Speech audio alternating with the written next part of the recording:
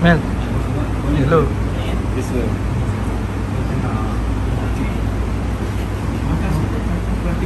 Oh, duduk buat ke habis solat. Ini kanan. Dah habis. Ada bantal dia. Bantal ada. Ada.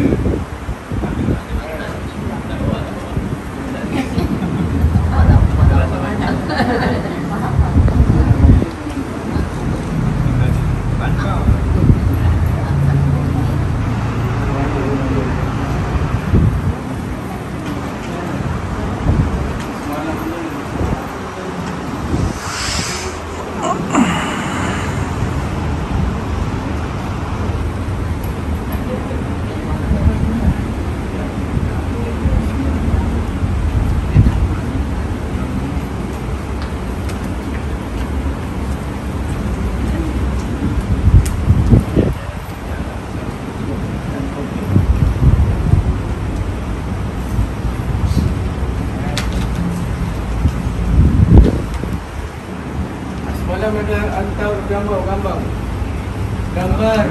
surat air surat.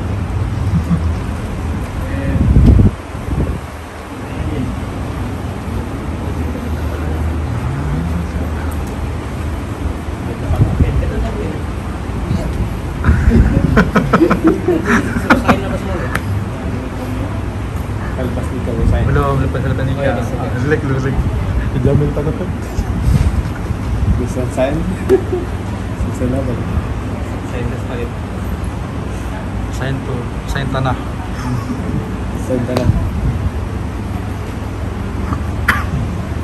Masih di mana kita? Pas makan.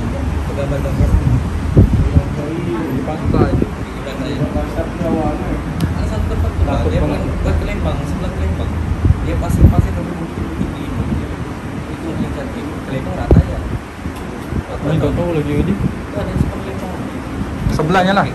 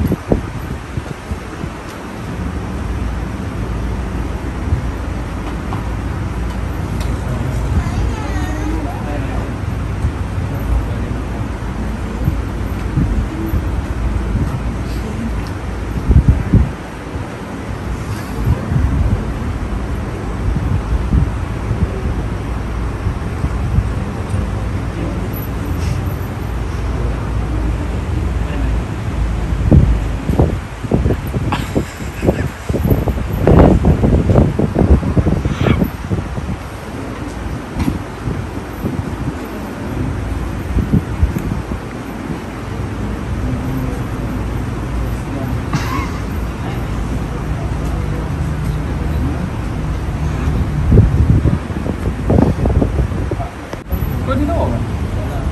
Teman-teman ni kan? Dah.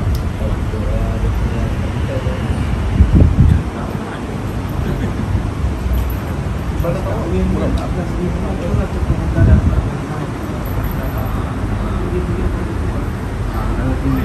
Spelling ni.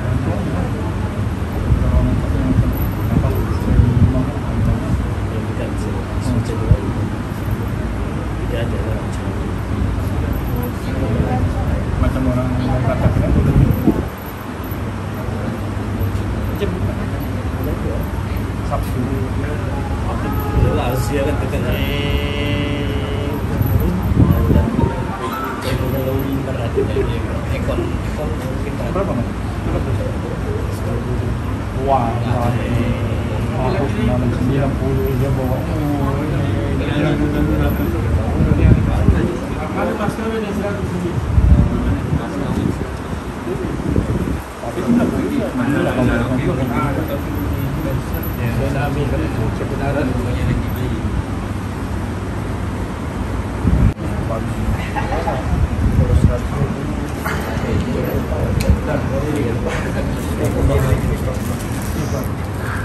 Sabar ya.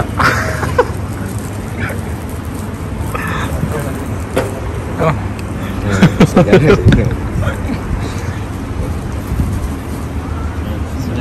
Ya, ambil video kita ambil gambar 1, 2, 3. Saya galing cari ketinggalan.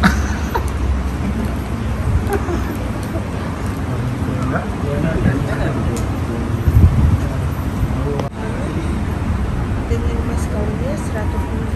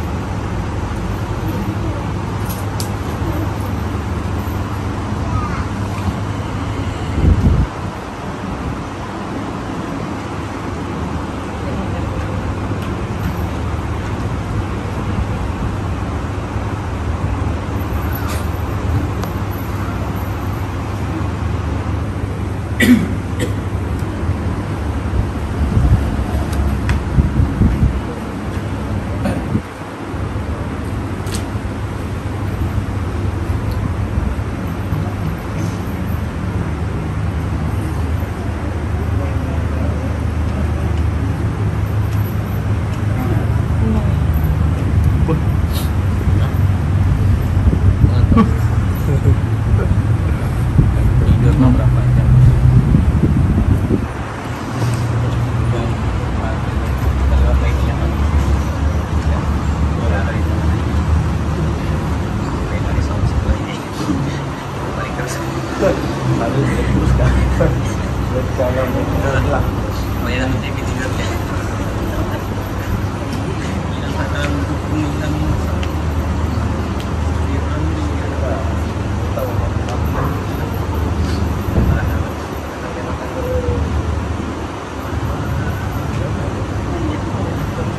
sampai pada sana.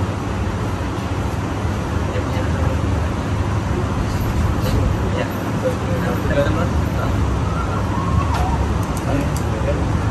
Aku tadi telah masuk. Baik kereta dapat masuk.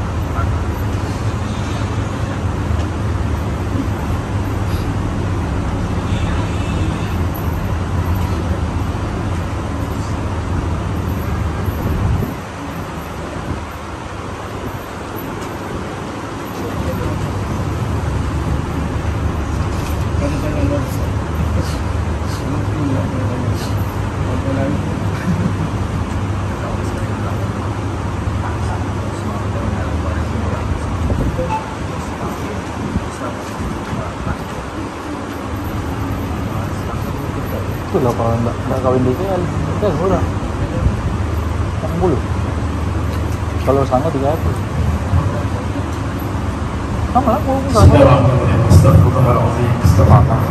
استغفر الله العظيم الذي لا اله الا هو الحي واتوب اللهم صل على سيدنا محمد واله كما كما وعلى محمد اللهم صل على سيدنا محمد واله كما كما وعلى محمد Allahumma salli ala sayyidina Muhammadin wa alihi kama la ilaha illa anta. Assalamualaikum warahmatullahi wabarakatuh. Bismillahirrahmanirrahim. Alhamdulillahirabbil alamin. Wassalatu wassalamu ala asyrafil anbiya wal mursalin wa ala alihi wa ashabihi ajma'in. Rabbi shrah li sadri wa yassir li amri wahlul 'uqdatam min lisani yafqahu qawli. Syarah segala taufik dan lainnya yang saya muliakan, waris daripada pihak Puan serta waris dan keluarganya, serta hadirin hadirat yang dirahmati Allah Subhanahu wa taala. Saya ucapkan selamat datang ke Masjid Al-Imam Yaitu ahlan wa sahlan wa marhaban bikum. Baik, alhamdulillah, sebagaimana yang telah dirancangkan, saya rasa benda ini macam mengejut. Pernikahan ni saya pun betul-betul baru majlis saya nak uruskan majlis lagi, tapi tak apa, ya Allah untuk kebaikan. Mudah-mudahan majlis berjalan dengan baik. Baik, untuk sebelum mungkin saya meneruskan aturan ataupun modul-modul yang seterusnya, insyaAllah terlebih dahulu saya minta daripada pihak sebelah pihak dengan untuk ya Allah untuk memberikan beberapa keterangan tentang majlis ini, tentang keadaan dan sebagainya. Oleh itu saya silakan saudara untuk berbicara.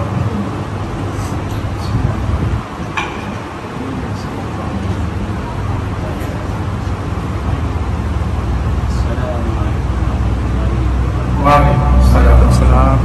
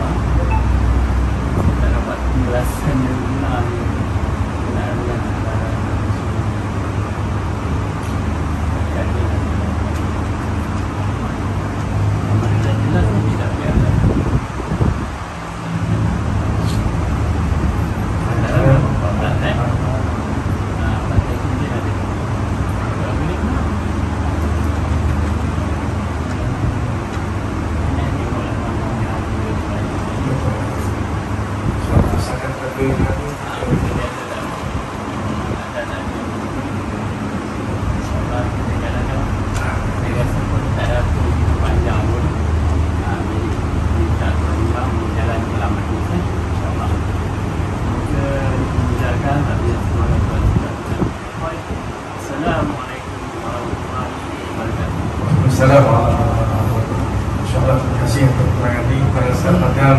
Pada mula-mula baik saya yang dituliskan dalam borang ni mas kahwin 14 hari. Jadi saya tak apalah, nanti mas kahwin tak ada masalah, orang nak pergi kapal pun tak apa. Jadi insyaAllah, jadi saya nak dapatkan rumah yang sebenarnya. Jadi memang 100 lah. Masa kita kat Melaka ni dicadangkan 100 ringgit masa ringgit. Jadi ada yang beri lebih daripada ni, tapi tak ada lah sampai harga sampai macam ni. Ada yang beri 1,100 kan.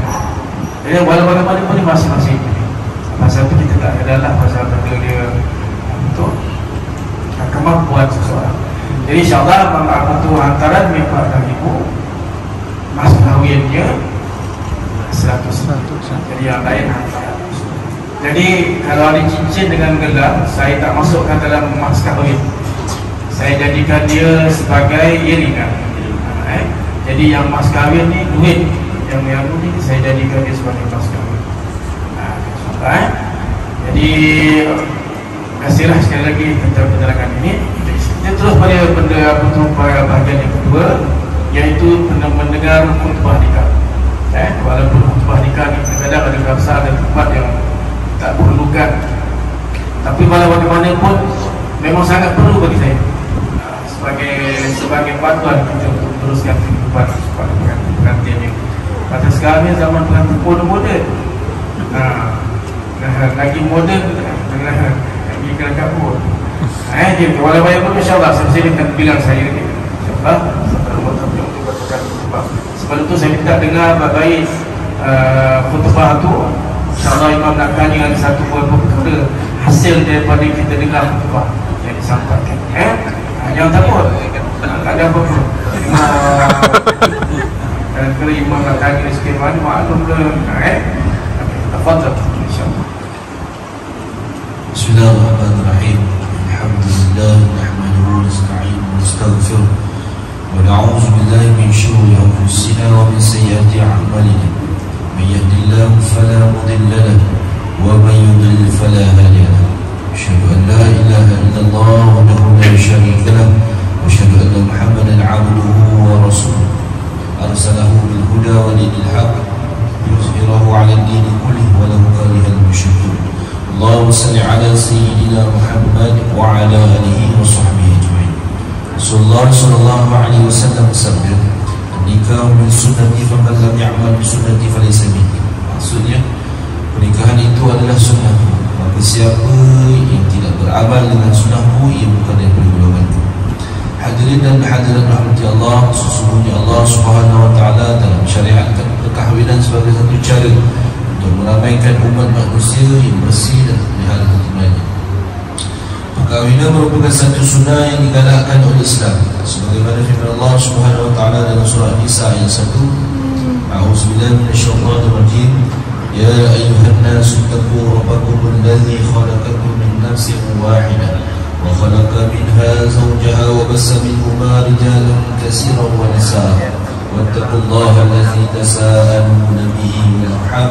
Innallaha kana 'alaikum raqiba. Maksudnya, wahai sekalian manusia, bertakwalah kepada Tuhan kamu yang telah menjadikan kamu bermula dari satu, iaitu Adam, dan yang menjadikan dari Adam itu pasangan dari isteri iaitu Hawa, dan juga dia dari kedua keturunan lelaki dan perempuan yang ramai. Dan bertakwalah kepada Allah yang kamu selalu meminta dengan menyebut-nyebut namanya, serta peliharalah hubungan silaturahim kamu kerabat, kerana sungguhnya Allah sentiasa memperhati dan mengasihi. Tanggungjawab suami terhadap isteri pula telah dijelaskan oleh baginda Rasulullah sallallahu alaihi wasallam, yang bermaksud dia memberi makan apabila dimakan, memberi pakaian apabila berpakaian, tidak memukul muka, tidak menghina, dan tidak meninggalkan melainkan di tempat rumah kediaman. Tanggungjawab suami isteri adalah tanggungjawab suami isteri hendaklah melahirkan kerukunan rumah tangga dan menjaga ikatan tali perkahwinan agar ianya berkekalan dengan mengelakkan daripada melakukan perkara-perkara yang merosakkan hubungan suami isteri. Dengan itu dapatlah diringkaskan. Tanggungjawab suami adalah seperti berikut. Yang pertama, mempelajari dan memahami setiap tuntutan agama. Yang kedua, suami bertanggungjawab menyediakan makan, pakai dan tempat tinggal. Yang ketiga, memberi didikan agama, mewajibkan dan mengizinkan isteri memperoleh ilmu tersebut. Yang keempat, memberi peluang kepada isteri untuk memperoleh ilmu pengetahuan. Yang kelima, menjalinkan hubungan yang baik dengan ibu bapa dan keluarga isteri. Yang keenam, tidak menyakiti isterinya dari segi mental dan fizikal. Yang ketujuh, menjaga maruah dan diri dan isteri. Pada tanggungjawab isteri pula ialah yang pertama, mentaati perintah suami selagi tidak bertentangan syarak. Yang kedua, berusaha mempertingkatkan keterampilan diri. Yang ketiga, menghormati kedua ibu bapa mertua. Yang keempat, menjaga maruah diri dan suami. Yang kelima, menjaga dan mendidik anak dengan sempurna. Yang keenam, tidak menyakiti hati suami dengan tingkah laku yang bercanggah dengan syarak. Semua tanggungjawab yang disebutkan tadi hendaklah dilaksanakan oleh suami dan isteri. Ini ada satu amanah yang akan dipersoalkan di akhirat nanti. Akhirnya marilah kita bersama-sama memastikan hai orang-orang yang beriman, peliharalah kamu dan keluarga kamu daripada neraka bahan-bahan bakarannya, manusia dan batu bara. Neraka itu dijaga dan dikawal oleh malaikat yang keras kasar layannya. Mereka tidak berhaka kepada Allah dalam segala yang diperintahnya kepada mereka, dan mereka pula tetap melakukan segala yang diperintahkan. Aqulu qawli hadza wa astaghfirullahal azim li wa lakum wa lisa'il muslimina wal muslimat wal mu'minina wal mu'minat فاستغفره إنه هو الغفور الرحيم. صلى الله عليه وسلم. Astagfirullah. InsyaAllah. Hadis. Apa kita dengarkan khutbah panjang dalam tu 3 bab tu. Jadi walau bagaimanapun imam nak awak keluarkan satu perkara saja yang awak dengar daripada khutbah ni. Tugas sebagai seorang suami. Pasal awak dah khusus kan. Cuba sebutkan apa benda-benda yang boleh kita betul jadikan panduan dalam khutbah yang dibaca. Boleh sebutkan. Tugas dan apa yang perlu bagi sebagai manusia dalam khutbah nikah tadi. Boleh sebutkan.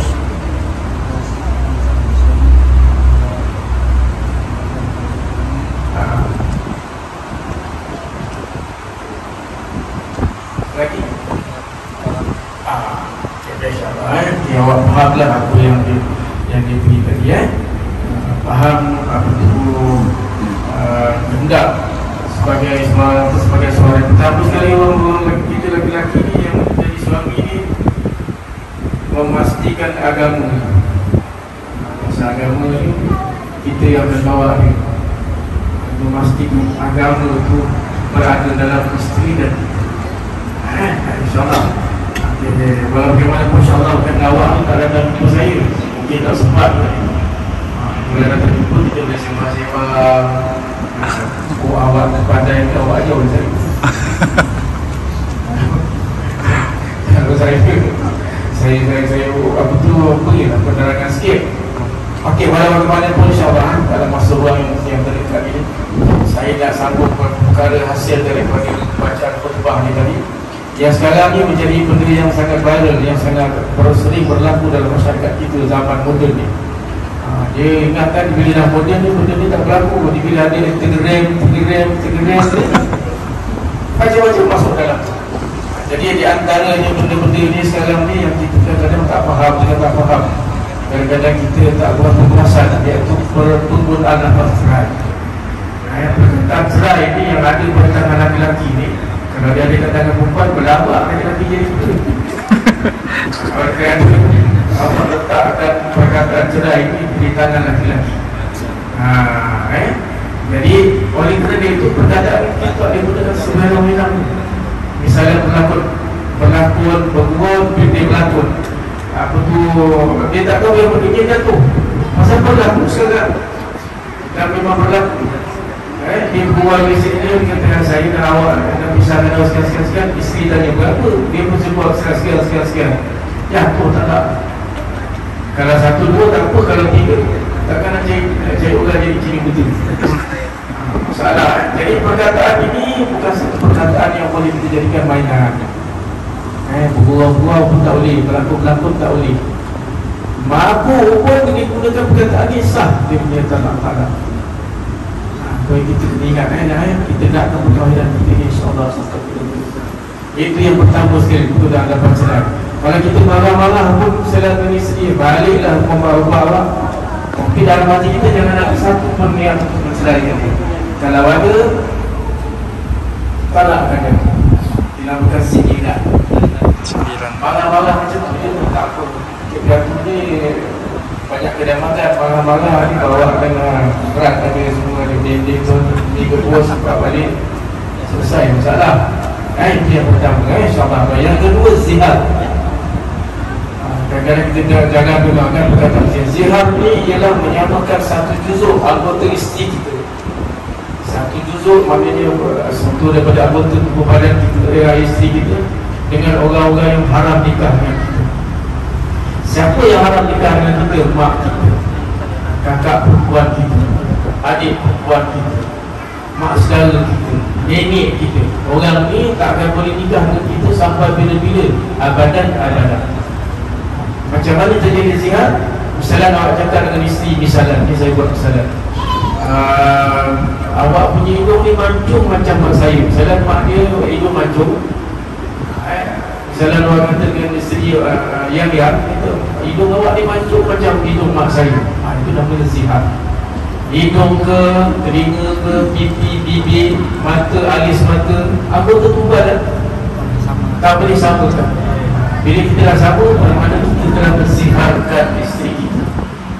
Apabila benda ni berlaku, kita tak boleh nak bersama dengan isteri lagi. Bukan selama-lamanya, tapi kita tunaikan dia punya denda.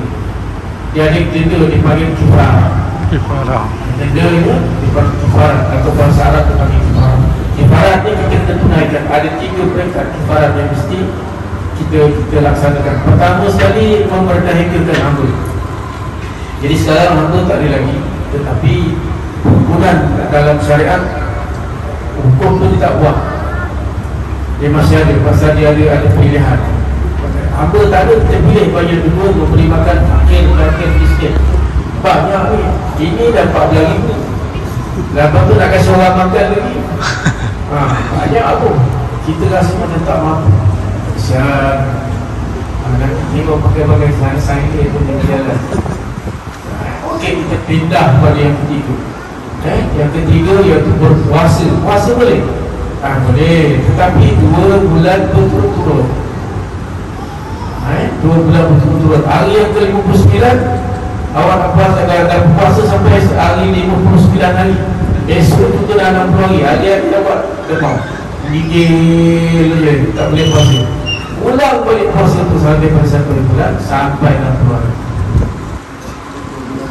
Ya. Jadi itu pasal yang benda yang ni kita nak kena jaga. Elakkan benda ni. Jangan ziharkan isteri. Ada pun benda lain, maksud saya tadi, yang bukan anggota badan, misalnya kerajinan dia, masakan dia sedap. Awak kata awak masak macam mak saya masak sedap.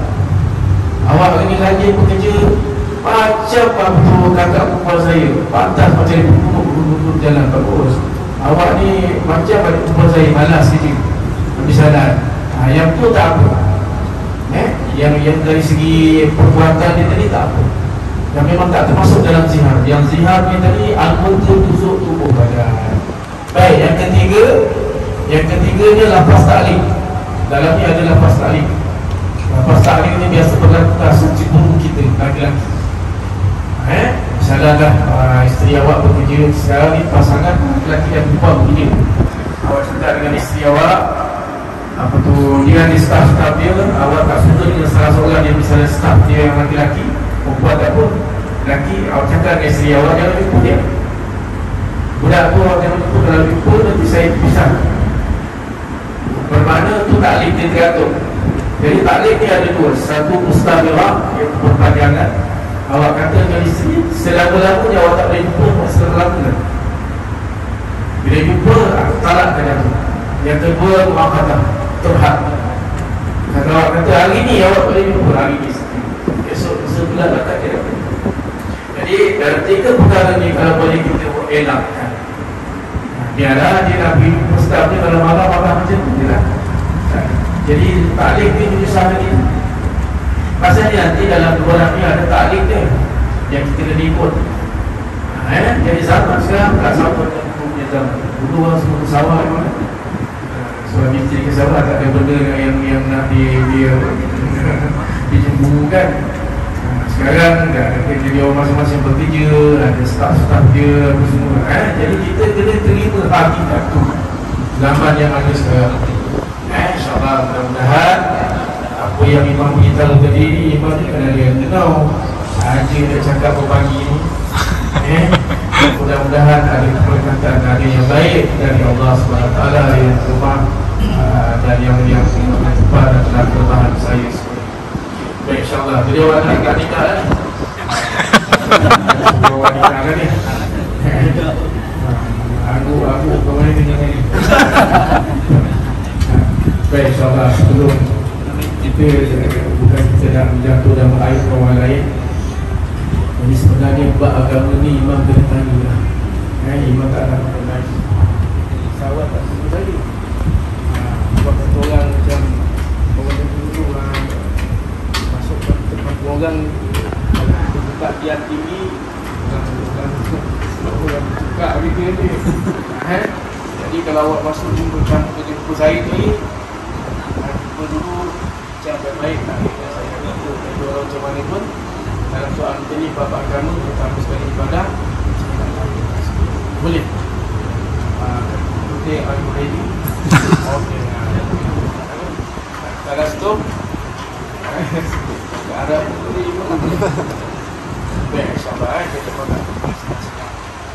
sebagai pengetahuan kita. Itu masalahnya pentingnya nak kahwin di mana-mana tempat tu jumpa imam dulu. Kayaknya sih. Betul kan?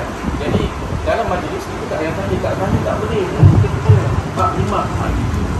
Bukan soal nak mengaitkan orang. Imam tu cara tanya benda yang kita boleh. Imam tak pandai nak tanya benda yang biasa kan. Sekarang ni orang kita imam nak tanya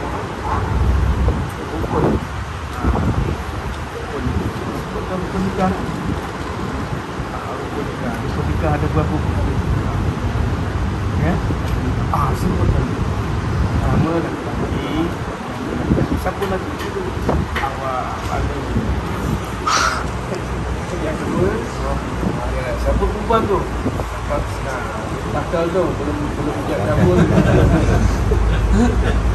Belum.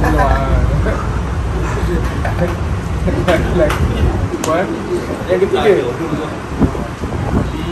wali ada abang ipar bakal kalau minum lagi wali dua saksi dan tidak yang dua orang saksi dan dua orang saksi dan yang kelima ijab kabul, ijab imam kabul insyaAllah. Satu lagi imam nak tahu. Awak jangan banyak angguk-angguk pening pun. InsyaAllah bukan nak surah Alhamdulillah. InsyaAllah. Bismillahirrahmanirrahim. Kalau lepas ni memang tak tanya lagi. Kalau tak lepas ni banyak aku nak tanya ni kan. Okay, insyaAllah. Baca Bismillahirrahmanirrahim.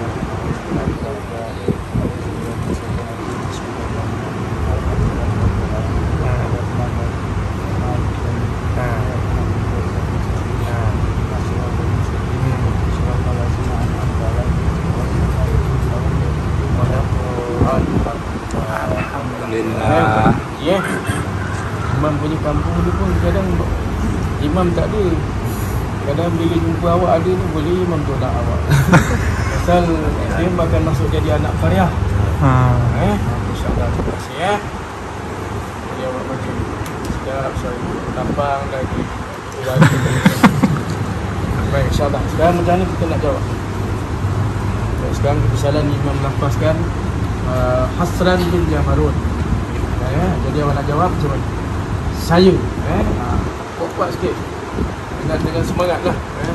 Kebesaran imam sebut Hasran bin Jamarun. Saya aku nikahkan kau dengan sekolah di sekolah berwakil wali abang adik kandung adik kandungnya kepada aku dengan mas kahwinnya 100 ringgit. Naik, macam mana nak jawab?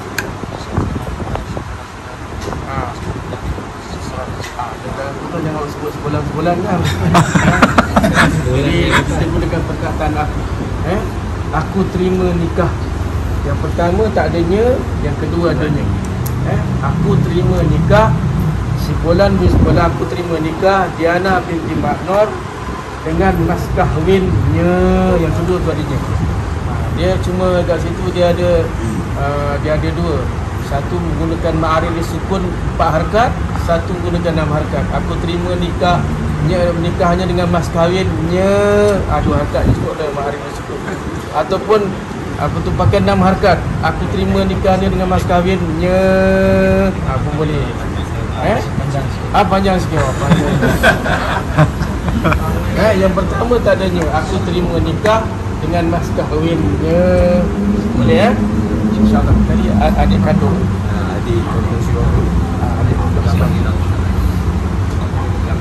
Baik, hadirin yang dirahmati Allah sekalian, insyaAllah untuk lebih memberkati lagi majlis ini, insyaAllah.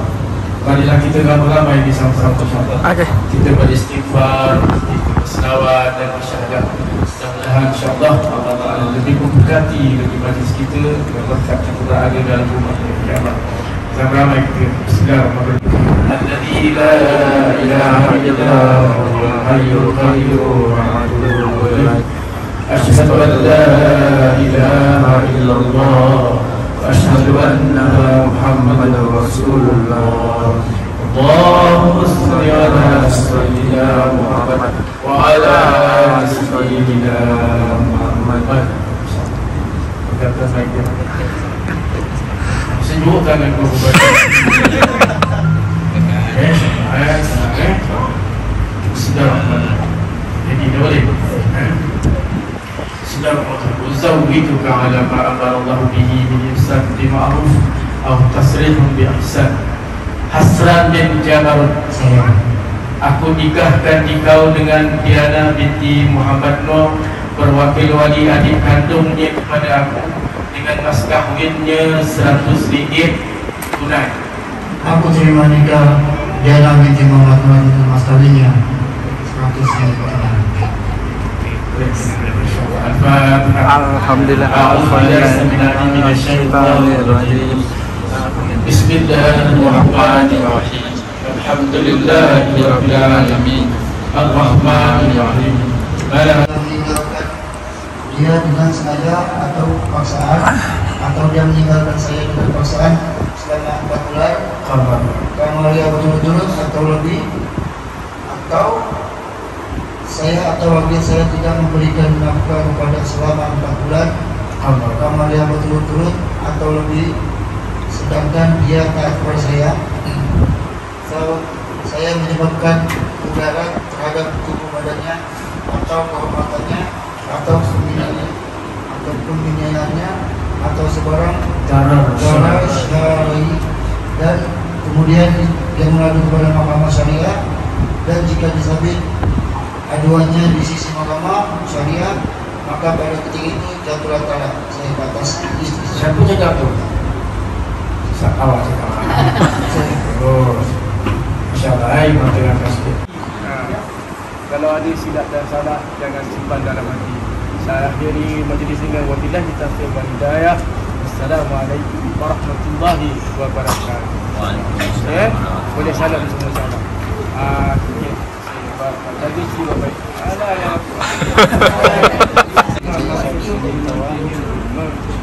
tak kena ambil akad. Saya terima.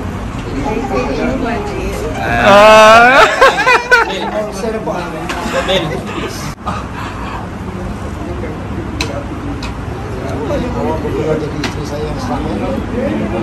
Saya menjadi mana?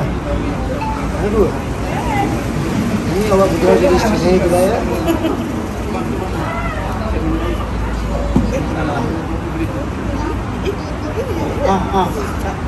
Apa punya salam saya?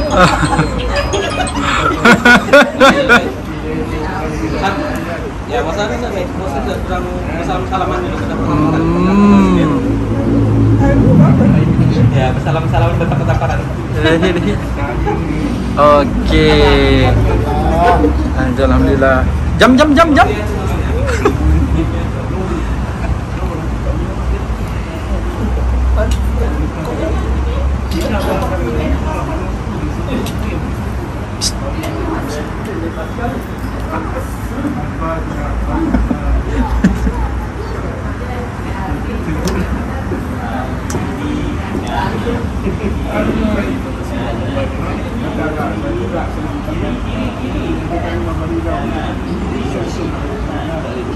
kasih awak cinta.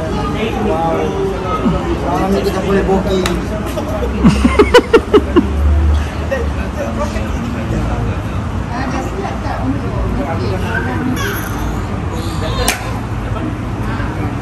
Okey.